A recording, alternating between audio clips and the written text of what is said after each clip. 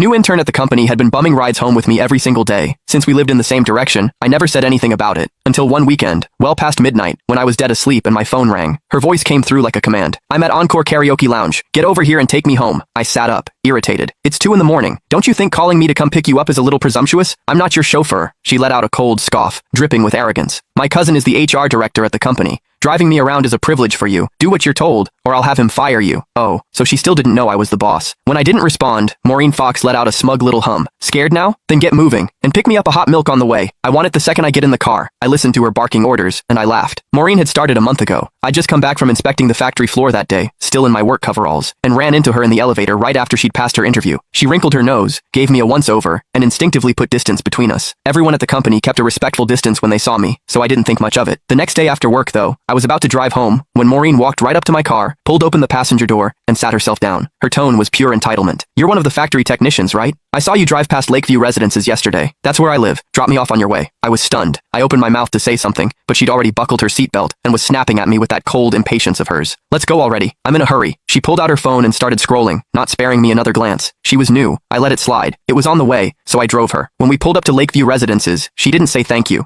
She just shoved the door shut and walked off without looking back. I thought that would be the end of it. It wasn't. From that day on, Maureen showed up in my passenger seat after work like clockwork. Never asked, never waited for an invitation. Before I could even object, she started making demands. "From now on, stop by my building in the mornings when you're heading in. Pick me up on the way. I hate the smell of smoke. I know it's your car, but no more smoking in it. I got down here 3 minutes before you today. Be faster next time. Don't make me wait. These seats are too hard. Bring a cushion for me tomorrow. Something soft. I don't like the color of this car. When you get a chance, wrap it in pink." Now I knew. Her cousin was the HR director. "Hello? Why aren't you saying anything? Are you on your way or not?" Maureen's impatient voice crackled through the phone again. I yawned. "No, I'm going back to sleep. Call yourself a cab." I hung up. Before I could even set the phone down, it rang again. Maureen again. "Are you out of your mind? You actually hung up on me? Do you have any idea that my cousin is sitting right next to me?" I replied lazily. "Oh, and?"